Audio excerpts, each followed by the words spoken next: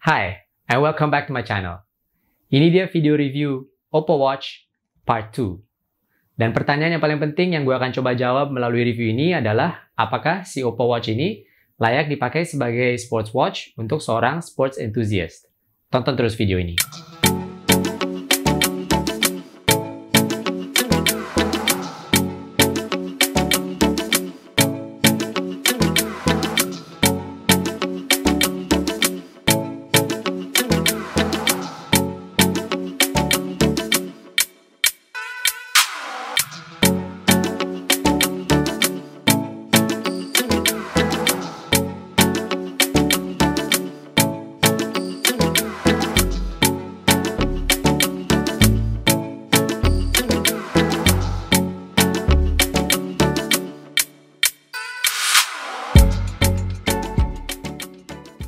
So, gue udah pakai Oppo Watch ini selama 2 minggu lebih, on and off, dan kayaknya cukup untuk memberi opini yang objektif tentang si Oppo Watch ini sebagai sports watch. Dan kalau kalian mau tahu lebih detail tentang spesifikasi dan fitur-fiturnya, kalian bisa lihat dari review part 1 yang ada di link di atas ini, atau melalui link yang ada di deskripsi di bawah. Dan seperti biasa, sebelum gue masuk ke review kali ini, gue harus buat disclosure dulu. So, si Oppo Watch ini gue dikasih oleh Oppo khusus untuk di-review. Namun, nggak ada pihak manapun yang mereview video ini atau mendengar opini-opini gue tentang si Oppo Watch ini sebelum gue upload video ini ke YouTube. First of all, di saat gue tes jam ini, gue harus keep an open mind. Soalnya gue harus sadar kalau Oppo Watch ini bukan a dedicated sports watch. Jadi udah pasti ada beberapa hal yang nggak bisa dilakukan oleh smartwatch ini, tapi juga ada banyak hal yang bisa dilakukan oleh Oppo Watch yang nggak bisa dilakukan oleh sports watch. Dan sports watch yang jadi perbandingan untuk review ini adalah Garmin Forerunner 935 punya gue yang umurnya udah 2 tahun. Dan 2 tahun yang lalu jam ini termasuk salah satu jam top spec untuk olahraga triathlon. So perbandingannya emang agak berat, tapi udah 2 tahun juga. Jadi cukup menarik buat gue untuk ngetes apakah smartwatch keluaran terbaru dari Oppo ini udah catch up dengan teknologi dan fitur-fiturnya sebagai fitness tracker, dan paling penting bisa mengakomodir dengan fungsionalitas yang dicari para sports enthusiast di jam mereka. Apalagi sekarang tren olahraga dan generally healthy lifestyle semakin populer. Mungkin ada sebagian dari kalian yang akan bertanya, udah ada sports watch, ngapain juga mau pindah ke smartwatch? Well, gue dulu sempat pakai smartwatch, Apple Watch Series 2 yang versi Nike, dan waktu itu gue baru mulai serius berolahraga lari, dan pengalaman gue waktu itu love and hate relationship sih. Dan gue cukup penasaran apakah sekarang dengan teknologi baru dan fitur-fitur baru akan lebih banyak love-nya atau hate-nya. But anyways, mari kita lihat bagian luar dan kondisi luar dari Oppo Watch ini. So, bagaimana kondisi fisik luarnya setelah dipakai 2 minggu? No issues at all, sama sekali nggak ada masalah. Apalagi layarnya ini yang dilapisi oleh Corning Gorilla Glass 3, sama sekali nggak ada goresan. Kalau menurut gue sih nggak perlu dikasih anti gores ya. Beberapa kali jam ini kesenggol dengan stang sepeda, apalagi sekarang gue lagi senang ngajarin anak gue yang lagi suka belajar sepedaan. Seringkali jamnya terkena dengan helmnya atau bagian dari sepedanya, tapi sama sekali layarnya nggak ada masalah. Justru yang bagian yang ada sedikit tanda goresan, bagian aluminium body di bagian atas sini. Tapi ini kecil banget, sama sekali nggak kelihatan kalau menurut gue sih. Dan karena tombol-tombolnya di samping sini dia hampir rata dengan bodinya, jadi gue nggak terlalu khawatir takut ada yang nyangkut atau kesenggol untuk bagian tombolnya. So kalau menurut gue, kalau memang mau dikasih extra protection, gue saranin untuk kasih protective case untuk aluminium bodinya saja. Untuk silicone strapnya, sama sekali nggak ada masalah juga. Nggak pernah terlepas dari bodinya. Tapi justru bagian yang kadang-kadang suka terlepas dari strapnya itu bagian ini ya nih, apa namanya ya? Band loop kali ya. Tapi bukan di saat gue berolahraga lari, tapi justru pas gue lagi santai jalan kaki, dia kadang-kadang suka tersenggol dengan baju dan terlepas dari strapnya. Tapi di dalam boxnya dia dikasih cadangan 1 loop ekstra. Gue nggak tahu sih apakah dikasih untuk dipakai sebagai loop kedua atau memang cadangan kalau loopnya dia putus atau hilang. But it works for me, so gue pakai dua-duanya, satunya sebagai loop kedua. Mungkin untuk komplain sedikit, tapi ini personal banget sih. Jadi pergelangan tangan gue tuh cukup kecil. Dan gue suka kalau berolahraga gue suka pakainya sedikit ketat, dan gue kalau pakai di lubang ketiga itu terlalu ketat, tapi kalau gue pakai di lubang 4 dia bergeser-geser kiri kanan, dia terlalu longgar. Tapi ya ini personal banget sih ke tangan gue. So, sekarang kita masuk ke details fitness apps bawaan dari Oppo Watch.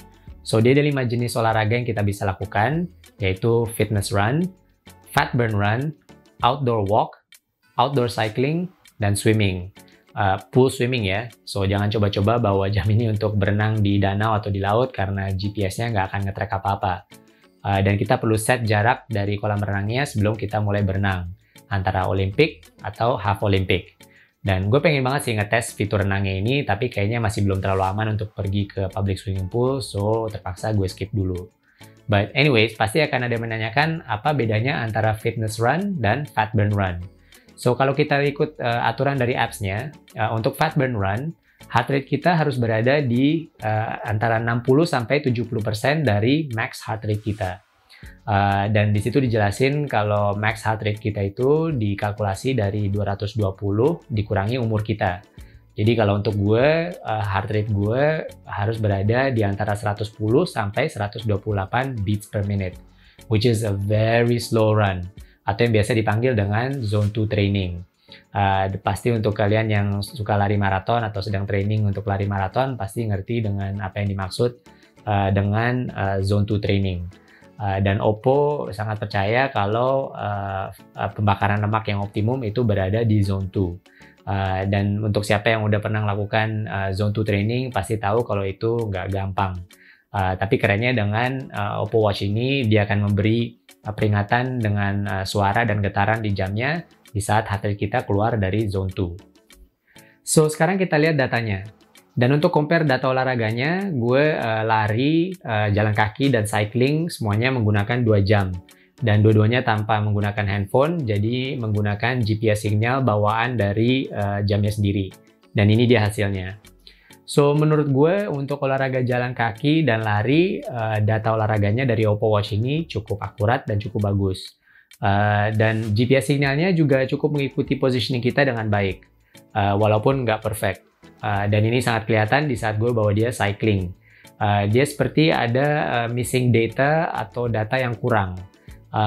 Gue nggak tahu pastinya kenapa, tapi dia seperti frekuensi atau sampling rate-nya dari GPS signalnya tuh nggak secepat atau sebanyak si Garmin. Jadi dia sangat kelihatan, apalagi kalau kita bawa sepedaannya sedikit ngebut. Dan gue bukan pro cyclist, jadi ngebutnya gue tuh nggak ngebut-ngebut banget. Dan itu sangat kelihatan di saat kita bawa ke tikungan, itu kayak seperti ada data GPS-nya yang kurang. Jadi sedikit ada sinyal, habis itu kita belok, lalu baru ada sinyal lagi setelah berapa detik. Dan ini jadi kelihatan belokannya tuh jadi seperti tajam. Dan ini akan sangat berpengaruh dengan kalkulasi data kalori, elevation, dan jarak, dan lain-lainnya. So pastinya akan sedikit kurang akurat. Tapi ya kalau olahraga kita atau hobi kita itu jalan kaki dan lari atau slow cycling, ya menurut gue Oppo Watch ini oke-oke aja. Lalu untuk running, dia ngasih basic data runningnya dengan cukup baik, seperti distance atau jarak, dan juga calories, dan waktu atau time, dan juga pace, average pace dengan splits per kilometernya untuk pace-nya, dan juga heart rate dan heart rate zones dengan penjelasan yang detail tentang efek olahraganya, dan juga cadence dan elevation, which is menurut gue cukup oke, soalnya dulu Apple Watch Series 2 gue aja masih belum ada elevation. So menurut gue basic running datanya dari Oppo Watch ini cukup oke untuk basic runner. Tapi ya kalau kita memang mau lebih data yang lebih detail seperti stride length atau ground contact time, ya untuk ini kita perlu sports watch dengan running pod. Namun untuk aplikasi yang merekam semua data ini, Oppo menggunakan aplikasi HeyTap Health bawaan dari Oppo-nya, which is menurut gue oke. Cuman ada 2 hal yang kita nggak bisa lakukan di aplikasi ini, yang menurut gue cukup penting untuk sports enthusiast. Yang satu, kita nggak bisa nge-zoom in ke maps dari GPS yang udah kita rekam di Oppo Watch. Kita nggak bisa zoom in ke mapnya, which is kadang-kadang cukup penting untuk, especially kalau kita suka lari trail. Kadang-kadang kita ingin tahu lebih detail atau zoom in untuk lihat rute yang kita sudah lalui. Dan kalau kita turun ke bagian grafiknya, untuk heart rate, cadence, dan elevation, kita nggak bisa zoom in ke grafiknya untuk lihat lebih detail, misalnya di menit keberapa heart rate kita berapa. Jadi kita hanya bisa lihat gambaran secara overall, dan hanya bisa lihat average heart rate, dan average cadence, dan total climb untuk elevation. Lalu untuk aplikasi lainnya bawaannya dari Oppo untuk olahraga, dia ada 5-minute workout. Dan gue udah sempat bilang di review part 1-nya kalau menurut gue fitur ini cukup keren dan sangat berguna. Soalnya gue sangat ngerti kalau zaman sekarang nih kadang-kadang kita sangat sibuk dengan kegiatan kerjaan dan keluarga dan kadang-kadang kita nggak ada waktu untuk berolahraga. So dengan aplikasi ini kita akan selalu mendapati a minimum of 5-minute focused workout dimanapun kita berada. Apalagi kalau kita lagi WFH, jadi kita nggak perlu TV, nggak perlu HP, just your watch, jamnya saja, dan kita bisa berolahraga. Nama-nama olahraga dan rutin yang ada di aplikasi ini itu ada Morning Energizer, ada Get Moving, ada Full Body Workout, dan ada Fat Blaster. Sepertinya Oppo terobsesi dengan pembakaran lemak, dan juga Bedtime Stretches. So, selain aplikasi bawaan dari Oppo Watch-nya untuk merekam kegiatan olahraga kita juga bisa mendownload melalui Google Play Store di jamnya third-party apps yang kita biasa gunakan untuk merekam kegiatan olahraga kita, seperti Strava, NRC, Runtastic, atau seperti yang secara default sudah diinstal di jamnya, Google Fit, karena dia menggunakan Wear OS by Google. Dan menurut gue, Google Fit ini cukup bagus karena banyak sekali jenis olahraga yang kita bisa rekam melalui Google Fit ini. Seperti skiing, yoga, zumba, dan yang gue baru tahu ada di aplikasi ini ada juga flossing.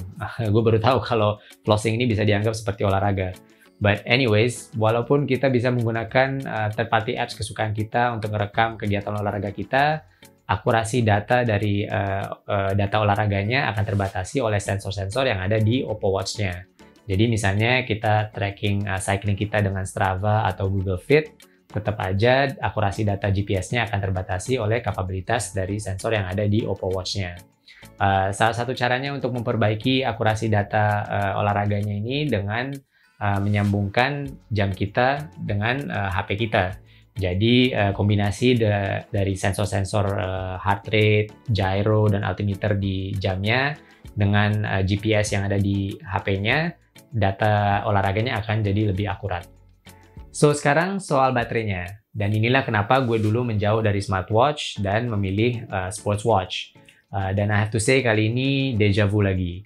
Walaupun actually as a smartwatch dia baterainya cukup oke.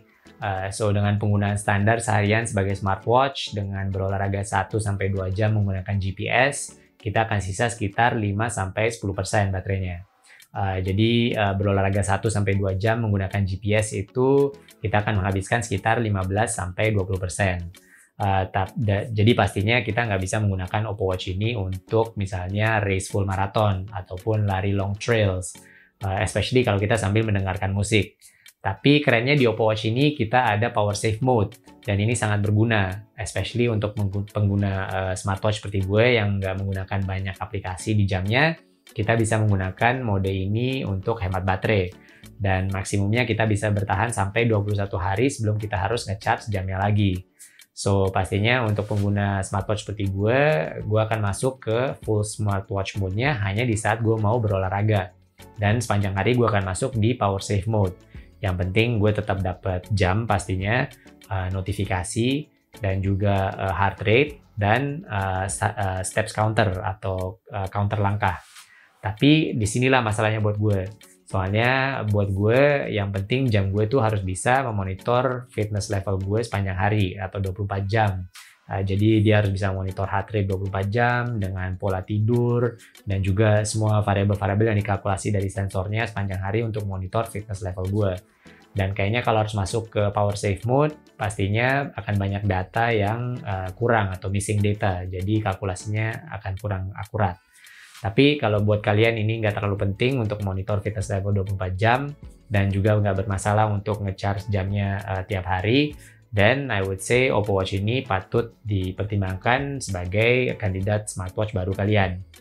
Fitur lainnya dari Oppo Watch ini yang gue paling suka juga termasuk outfit matching AI watch faces. Dan ini sesuatu yang beberapa minggu yang lalu gue belum bisa lakukan di iPhone gue karena ternyata di App Store belum ada aplikasi HeyTap Health. Tapi baru semingguan yang lalu ternyata baru muncul di App Store aplikasi ini, HeyTap Health.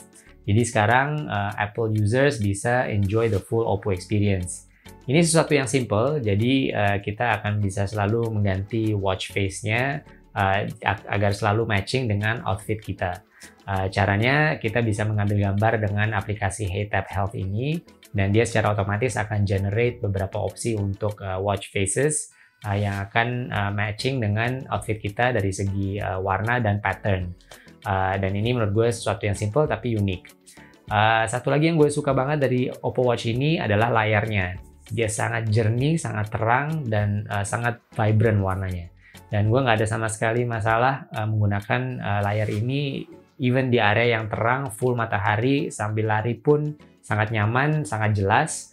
Apalagi dia ada fitur tilt to wake. Jadi di saat gue lari, dengan gue menaikkan tangan gue, dia otomatis nyala dan datanya semua akan jelas. Dan di saat gue turun tangannya, dia akan mati dan tidak akan tersenggol secara nggak sengaja.